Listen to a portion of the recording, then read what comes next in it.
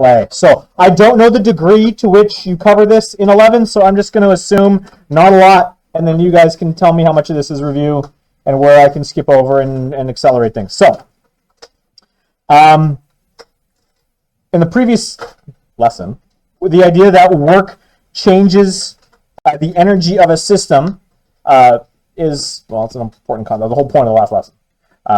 That we could do work, or things could do work, to either add energy to a system or to take energy out of a system.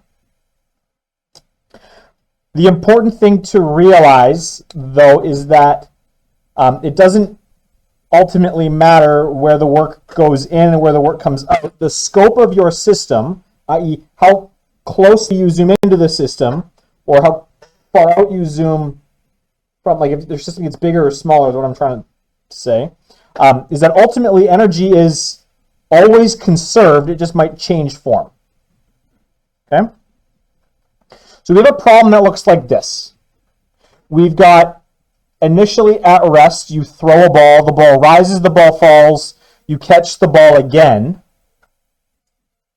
Depending on the scope of, or how closely you look at the problem,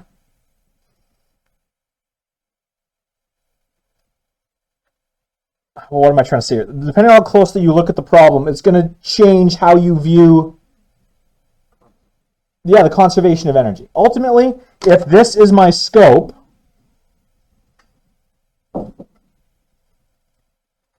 if I'm concerned with the universe, what's true about the energy of the universe over the course of this problem? Does energy change at all? No. Why? Sorry? What do you mean? Yeah, it starts at the end and ends at the end. Whatever happens in the entirety of the universe, from the beginning of the problem to the end of the problem. It wasn't moving to begin with. It's not moving to end with. There is no energy changing if we look at the scope of the universe.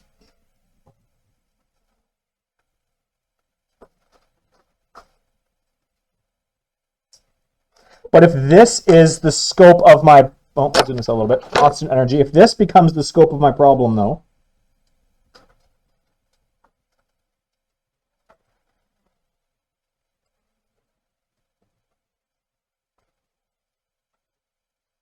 I was very intentional about the things I did and did not circle. If the ball is the scope of my problem, what have I excluded here by just circling the ball? The hand. Okay? If I look at the scope of the ball, if the ball is my system,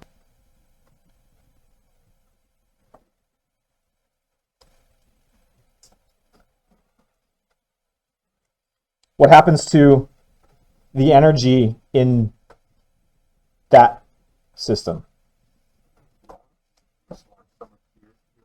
It appears to be lost.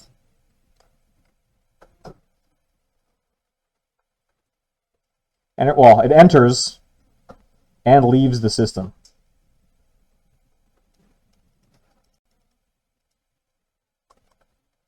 So energy is being added, energy is being taken out of my system. But on the scale that is my universe, energy is conserved. And that's an important concept in physics, that it doesn't matter really what's going on. Ultimately, energy is being conserved. It just might change form from the food that you eat, to the motion of your hand, to the rising of the ball, to the falling of the ball, to the catching and the smacking and the noise that was produced. You slap your hands together enough, it's going to produce heat. It produces a noise. Energy is leaving the system in that way if we focus on my hands. But if you look at it from a galactic scale, energy is conserved. And the idea that these conservation laws are hugely important in physics. It doesn't feel like it when all we look at is the work energy theorem. You lose kind of the importance of this.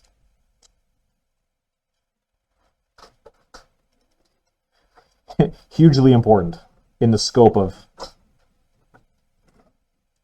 physics, because that means if you can't account for some energy, that means you're missing some physics.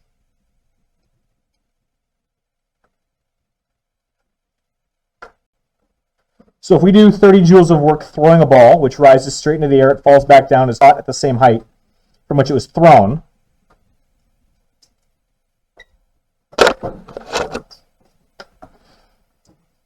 What do we know?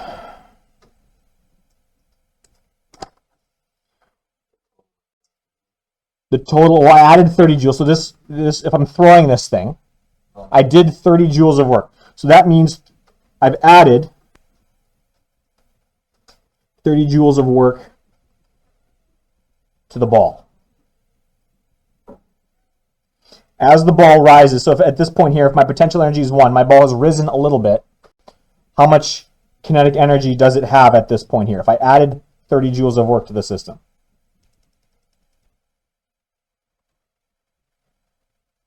"30 joules of work." The ball at this stage has 30 joules of work. 1 joule of it at this point has been converted to potential, so what must exist for my kinetic? It's got to be 29. Does it matter what the velocity is? You know how much energy went in. You know how much potential energy it has as it rises. Well, it wasn't moving, and we called this height 0. So at this point, energy initial at this point is equal to 0. I added 30 joules of work. At this stage here, as the ball's rising, it's gained potential energy as it's risen. So it must have how much kinetic energy? Got to have 15 at this point. We're making some assumptions here. What are we assuming? No energy is being lost to drag is what we're assuming here. At the top, how much kinetic energy is our object going to have? 0. How much potential energy is it going to have at the top? As it falls back down, how much potential energy is it going to have? So how much kinetic energy should it have? So then, over the course of the catch, what has to happen? If the ball lands here, how much kinetic energy does it have after it's been caught? How much potential energy does it have after it's been caught? So where did this 30 joules of energy go? Not just to the hand. So that negative work must be done to sound and heat. So even in the scope of the system, energy's got to be conserved, but it's conserved in a different kind of sense. We talk about work being added and work being removed. Ultimately, nothing on the universal scale, nothing's changed. To get this to happen, we had to put work in, but then to stop the system, we had to take that work back out. Yeah, that's the argument that I'm trying to make. Because the ball started with the beginning and the end, with no energy, and yet it did this, energy had to be added to the system and then removed from the system. Because universal energy has to remain constant. We cool with that? We might not be cool with why this is hugely important, but we'll get there. So is that argument enough, or do I have to actually go through and fill in the chart? We cool with the conversation? Okay, cool. Flip the page.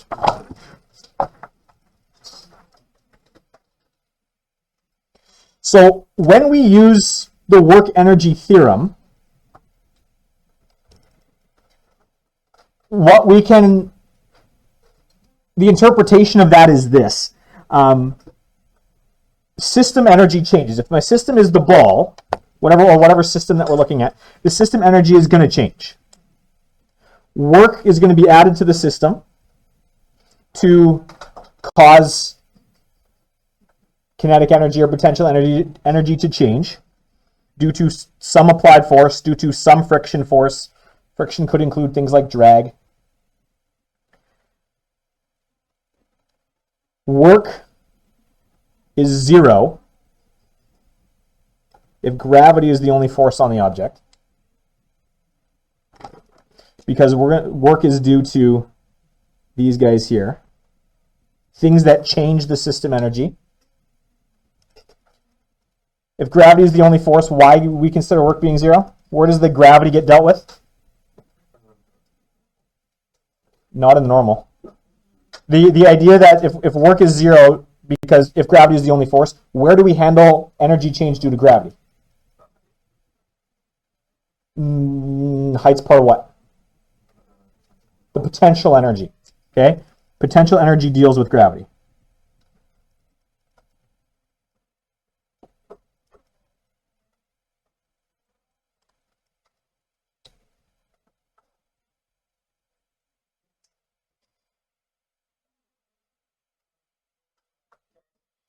Universal energy remains constant.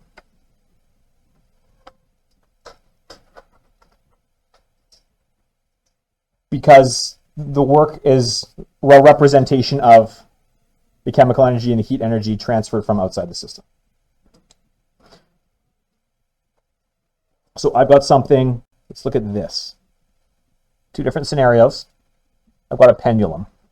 First we're going to look at it without friction, and then we're going to look at it with friction. So I've got a pendulum. At this stage, my velocity is 0, and I've got some, at this stage, I'm calling PE 10. So if it has potential energy at this level, what am I calling 0? Sorry, where am I calling height equals 0? Sorry, Abigail? Where the potential energy is 0, and where's the potential energy 0? The bottom ball. So this stage here is where I'm calling my height equals 0. So if I'm ignoring friction, if there is no air friction, what can we say about the work every step of the way? If there's no friction, my work? Okay, the total number of joules in the system has to equal 10, okay? So if there's 10 joules of potential energy here, my kinetic energy has to be? If there's 0 joules of potential energy here, 0 joules of potential energy here, how much kinetic energy has to exist here? 10. Okay, so each stage along the way, what does my work have to be equal to? It would have to be 0. Because there's no friction, and every stage along the way, well, if I look even at the beginning and the middle, all of my potential energy turned into kinetic energy, so there can't be work, because work is designed to pull energy out of a system or add energy to the system. If it's being swapped directly, potential to kinetic, there can't be work done. So then here, if my potential energy is 8, what's my kinetic energy here? 2. So I'm gaining potential energy as I'm falling.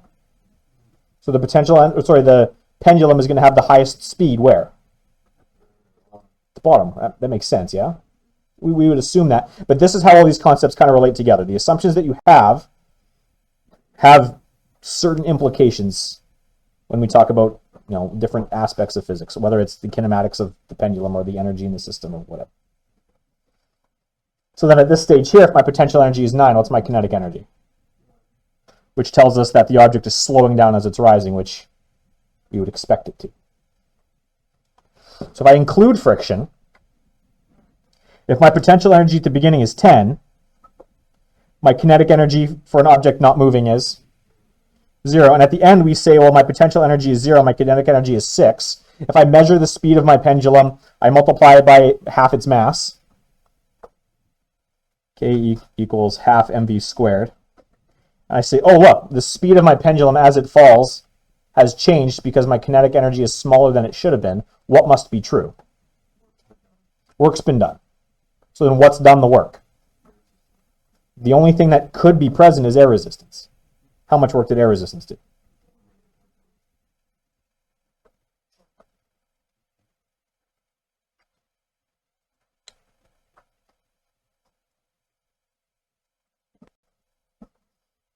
So as it's rising, air is continuing to act. Like this is a system with air, obviously, and so air resistance or air drag is going to constantly be moving. We're told here that 2 more joules of energy comes out. So if PE equals 2 there, my kinetic energy is going to be what? It was 6. 2 more came out, leaving me with 4 joules of energy total. 2 of it is potential, so 2 of it is kinetic. Because at this stage, my energy total has to equal 4 joules. So what does that mean for my pendulum? What is the implication of drag on my pendulum? It's losing energy. What is the implication for my pendulum? Keep going. It's slowing down, which means every swing it's gonna swing less. The maximum height is going to decrease every time. So in our kinematics problems, we ignore air friction because typically the kinematics that we look at, it's one shot. It was here and now it goes up and stops, or it swings once and now what's the speed? But over the course of a problem, as it swings back further and further, if we now can look at air friction by analyzing the energy of the ball at the end of our pendulum at every step along the way. Where using kinematics or dynamics, this is really hard to do because the force of air friction depends on a whole bunch of different things. It depends on the surface of the ball. It depends on the mass of the ball, the shape of the ball. Looking just at energy, it ignores all of those things and now allows us to deal with this. Does that kind of make sense? Why now we can do this where before we didn't? Okay. Flip the page.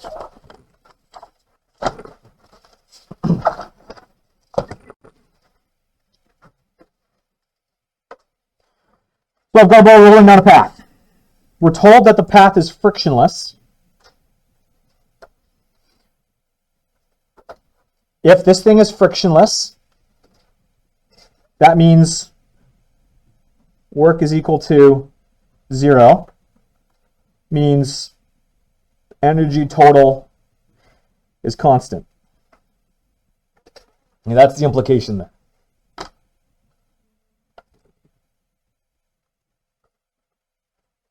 That allows us to fill in this chart. We can find all of our unknowns. If this thing's frictionless, work is equal to 0. So at these two stages, what's work going to be? 0. And for a rolling object down an incline, this is totally reasonable. If it were a sliding object, this wouldn't necessarily be true. But for a rolling object, friction is not going to slow it down. The only thing that's going to slow down a rolling object in this case would be what? Yeah, air resistance. So if the track is what we're concerned with, we're told that's 0. We're ignoring drag in this case. Work is 0. Work is 0. So at the top, my kinetic energy is going to be 0. At the bottom, what's going to happen here with PE and KE? They're going to switch. If there is no work, all of my potential energy is going to become kinetic energy. So now my potential energy is going to be 0, so my kinetic energy is going to be 25. So instead of using kinematics for this, I could just use dynamics. If my ball is this high in the air, and I want to know how fast it's going at the bottom, I know the total amount of energy, I can use K equals half mv squared, something you should have looked at last year. Chris, did you do this in Physics 11? You don't remember? The only reason I ask you is because you're the most recent Physics 11 student. You don't remember anyway? Okay. How about halfway? What can we say at the halfway point? Yeah, it doesn't matter what kind of path, as long as the height is halfway, the potential energy is going to be half, which means half of the energy will have to have been converted into kinetic energy. Because my total energy is going to remain constant at 25 joules. Not only is it going to be constant, we know what the total energy has to be.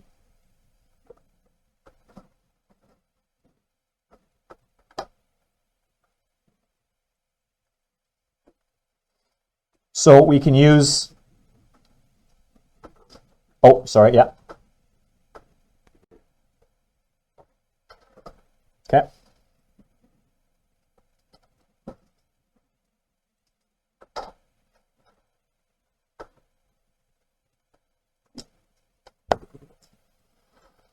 We can do the same thing with a system like this.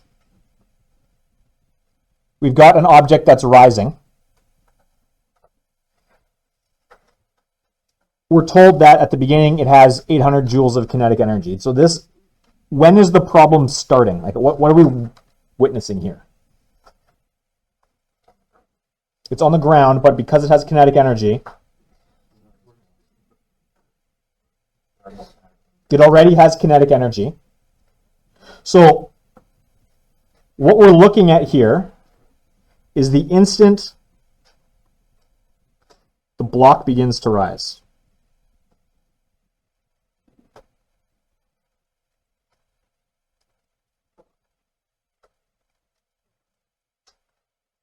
That's the implication here. The instant the block begins to rise, it hasn't quite left the ground yet. Potential energy is?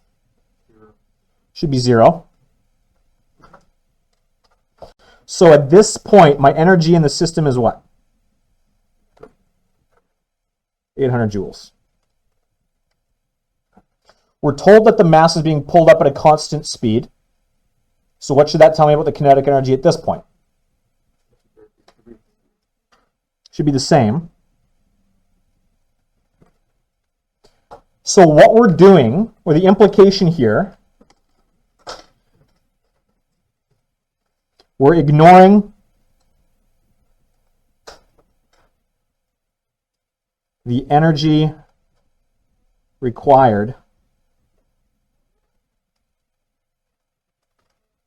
to start moving the object. We're ignoring that piece of that piece of work. So what's my total energy at this point? 2,000 joules. So if my initial work was 800, sorry, my initial energy was 800, now I'm at 2,000. What work must have been done?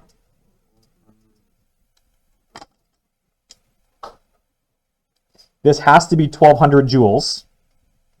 And this is the work required to do what? All of this work is doing what? Is lifting. This is the work required to lift. We're ignoring the work required to get this thing moving. All we want to do is to see what was required to lift this object. And if my total energy changes, the change in that total energy must be the work that got added to the system. Cool? Okay. Flip the page.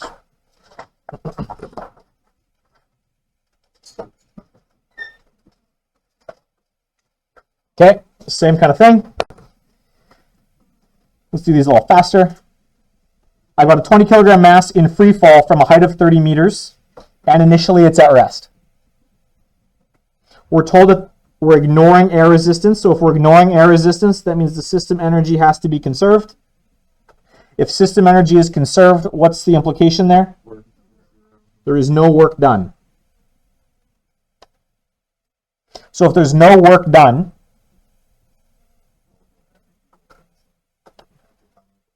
energy total is constant. What's the implication there? If my total energy is constant, yeah, that's true, but that's not the implication I'm looking for here. If energy total is constant, how are potential energy and kinetic energy related? Yeah, they're all of one is being converted into the other. Okay? PE converts perfectly to KE as the thing falls. So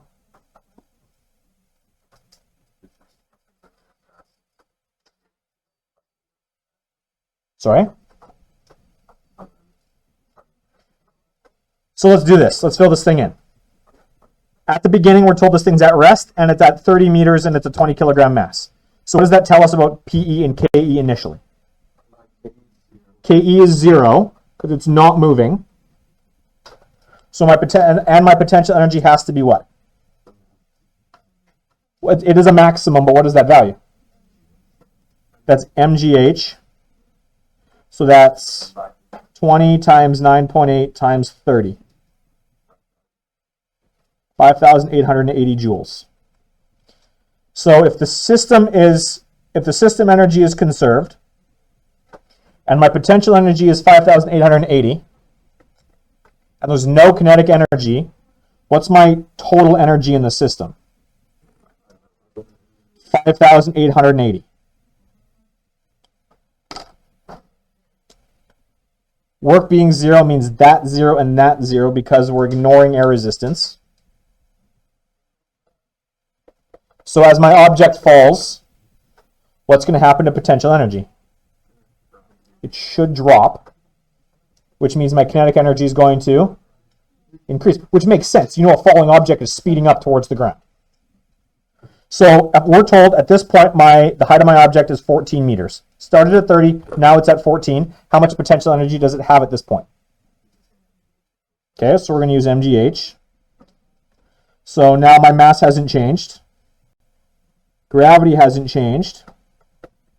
My height is now 14. So how much potential energy does it have at that point? 2,744 joules. So what's my kinetic energy at this point?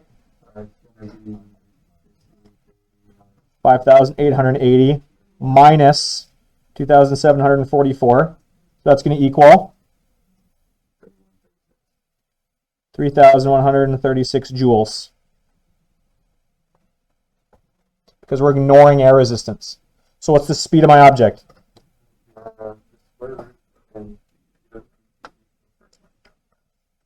So KE equals half mv squared. So V is going to equal 2 times KE divided by mass square rooted.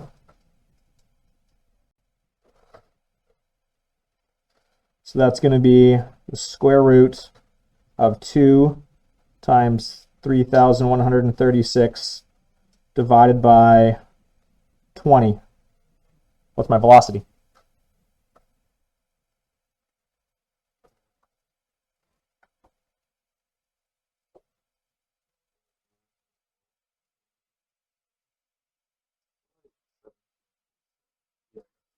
.7 meters per second is my velocity at that point. So doing an analysis of how the energy is changing, I came up with a velocity at this point. How else could I have found the velocity at this point?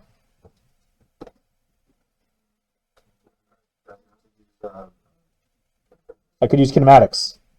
The acceleration of my object is negative 9.8 meters per second squared. The displacement of my object is,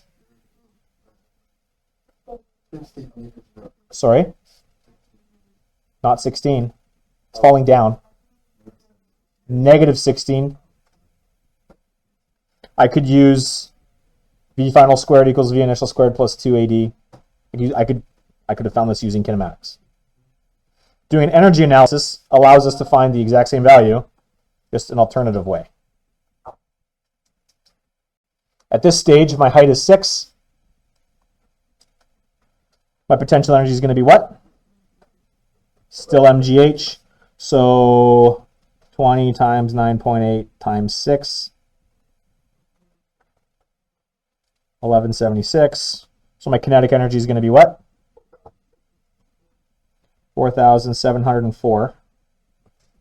So my velocity at this point is going to be 21.7 meters per second.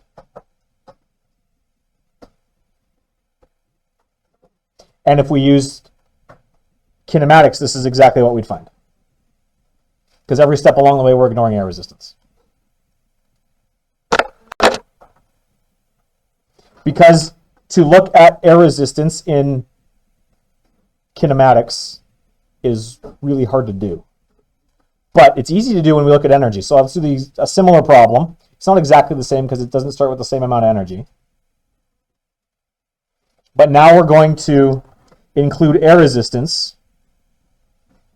With air resistance just means what if we're going to look at work energy? Work is not equal to 0.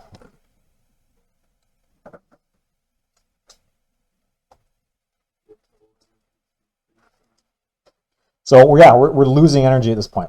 So we've got a 20 kilogram mass in free fall starting from rest. If we're starting from rest, my kinetic energy is 0. So started from rest. We're not told the height at this point. To save some time, they just gave us the potential energy. Potential energy here is 800 joules. So what does my kinetic energy have to be? Sorry? How'd you get 100? So we started with the 1200 minus 800 minus the 300 that air resistance pulled from the system.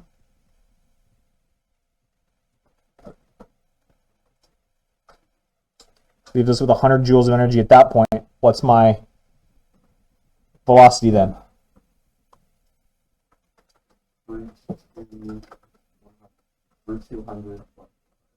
KE equals half mv squared. KE is 100. Half times 20v squared. Multiply by 2, divide by 20, square root it. What do you get? 3.16 meters per second. This is not the value you get if you looked at kinematics.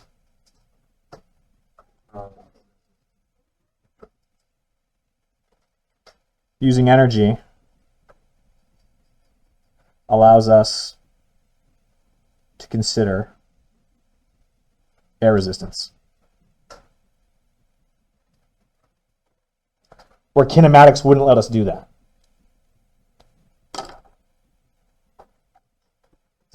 So we're told as the object continues to fall, at some point it has 25 joules of potential energy and 25 joules of kinetic energy. What has to have happened here? Well, 400. How do you know? Because the second one is 100. Okay, hold on. So we had energy total initially was 1200. Action, you just said that the total energy at this point is 900. The total energy here has to be 500. My PE and my KE. So the difference between 900 and 500 work is not 400, it's negative 400. Because something, well, in this case, air resistance, pulled energy out of the system.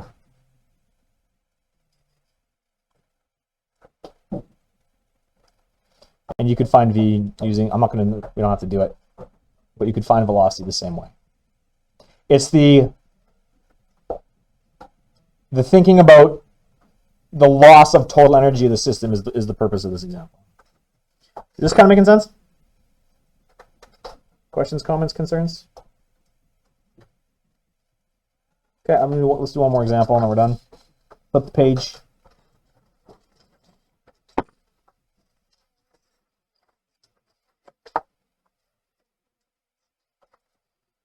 I've got a frictionless ramp, we're told.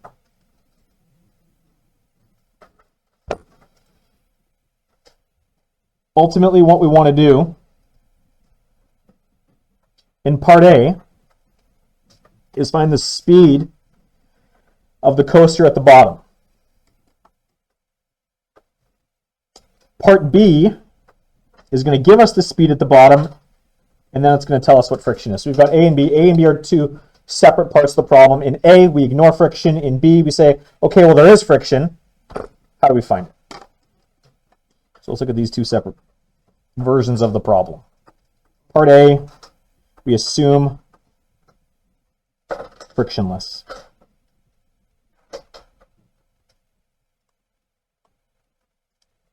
Okay, so using energy. So using energy, just like dynamics had every part of the problem starting with sum of your forces equals your mass times acceleration, and then you looked how the force is applied, what the acceleration gave you, and you found what you were missing. When you're using work energy, you always start from this position. Assume that there's energy at the beginning, assume that some work is being done, assume that there's some energy at the end, and then see what the problem gives you. So, energy initial, what kind of energy is present at the beginning of our problem? There's potential energy because our object exists. Well, if you're assuming potential energy, what are you calling zero? Where the second auto. Okay, so if you're assuming that this is zero, then there's potential energy initially because it's 10 meters off the ground. So there's initial potential energy. What else is there? There is kinetic. We're told it's moving.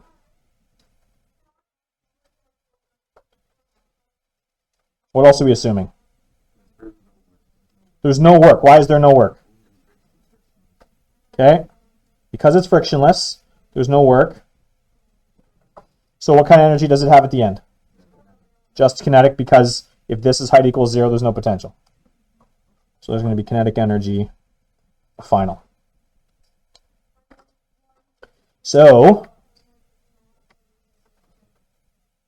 potential energy plus kinetic energy. Let's fill this thing in. Potential energy initial is mgh initial plus half mv initial squared is going to equal half mv final squared. We can fill this thing in. 1,000 times 9.8 times 10 plus half 1,000 times 2 squared is going to equal 1/2 times 1,000. And we're looking for V final squared. If you solve this thing for V final, what do you get?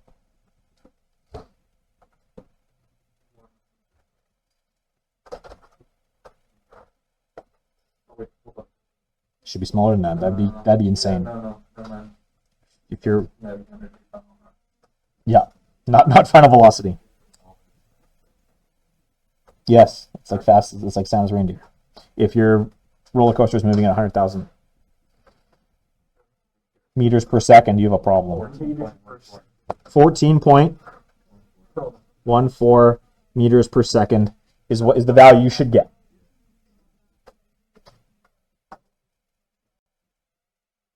But this is the kind of problem. So you design a roller coaster.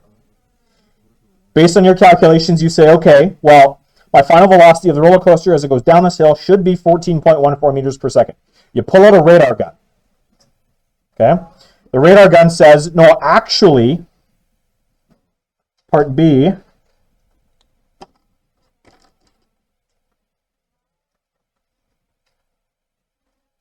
actually,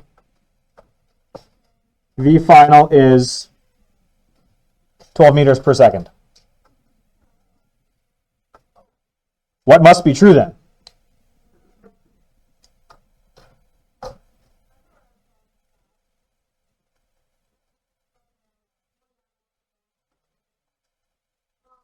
Okay. Friction then must be acting.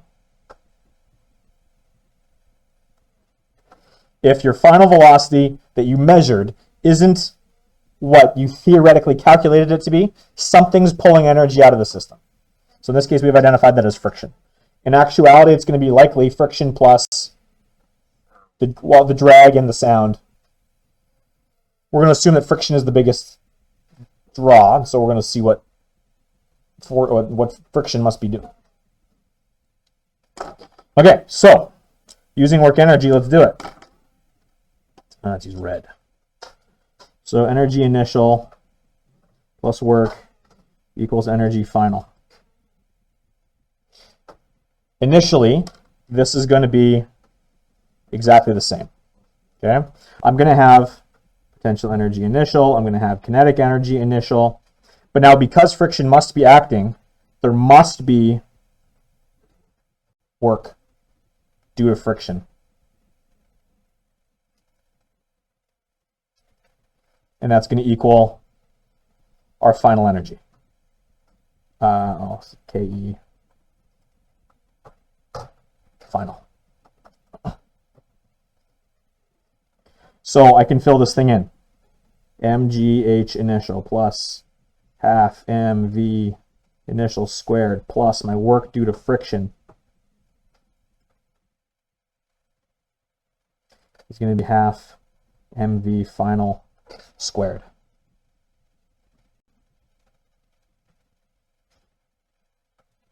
So this is going to be 1,000 times 9.8 times 10 plus 1/2 1,000 times 2 squared plus whatever my friction is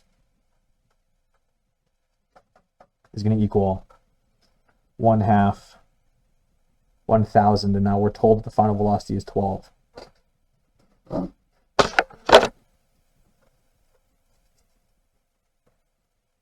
This is a relatively straightforward calculation. 1,000 times 9.8 times 10 is 98,000. 2 squared is 4. Half of that is 2. 2 times 1,000 is 2,000. Plus work due to friction. 12 squared is 144. Divided by 2 is 72. Times 1,000 is 7,200. Sorry, 72,000. So my work done by friction has to be what?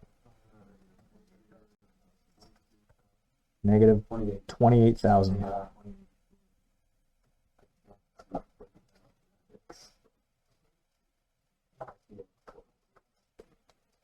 So practically, this is what we're looking at here. We can do a direct calculation to see how much work was lost due to friction. And now, in actuality, what you might want to do, I mean, that sounds like a lot of energy, but practically speaking, that's only a drop of 2 meters per second. So you haven't lost a lot of speed, even though this value seems really, really big. So, I mean, that tells us a few things. It tells us that a joule of energy isn't really that much.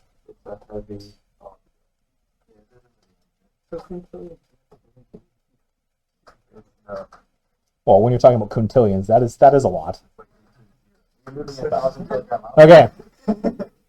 So, I mean, and there's practical implications to this too. If you're an engineer, you want to try and get this down. So you're going to maybe go back and redesign your coaster. I mean, 2 meters per second isn't a lot, but, you know, to maximize the enjoyment out of the roller coaster, you want this thing going as fast as possible. So you grease the wheels better. You find a different, like, material science. You go back to your engineers. Design me a better lubricant. I want the bearings in the wheel to not draw so much heat. Maybe you say, okay, you go back to your engineers. I want you to make this roller coaster more aerodynamic. So there are practical engineering concerns for those of you guys who are interested in going on into engineering. That would be wildly entertaining. So in physics, like the courses in this, the scope of this course, we're not going to get any further than this. Like, okay, well, there's 28,000 joules lost energy, but there's a whole bunch of really interesting practical implications to this. Should you go on and choose to study engineering? How do I make this better? Okay, well, let's design a better lubricant. Let's design a more aerodynamic roller coaster. Okay, it's not just as simple as, I mean, and the reason I say that is because, I mean, I don't know. For me personally, I found physics in grade 12 not super exciting. It's like, oh great, we found the work lost due to friction. Who gives a care? But there's really interesting practical applications that you can go on and study, should you choose to. That's as far as we're going to take this. I want to give you guys some practice to do here, and we're not going to do another lesson. I am going to assign question 3, but I'm not going to assign question 2 this time. So you're going to do 1, 3, 4, A, and C, and then you're going to do 8 and 9 as well. Yeah, there's A, B, and C to 4. You just have to do A and do A and C.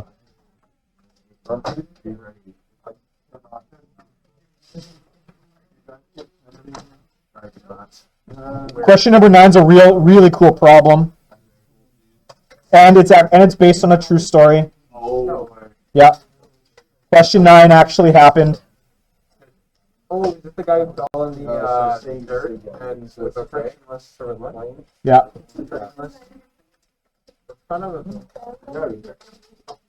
Actually happened in World War II. Really cool problem.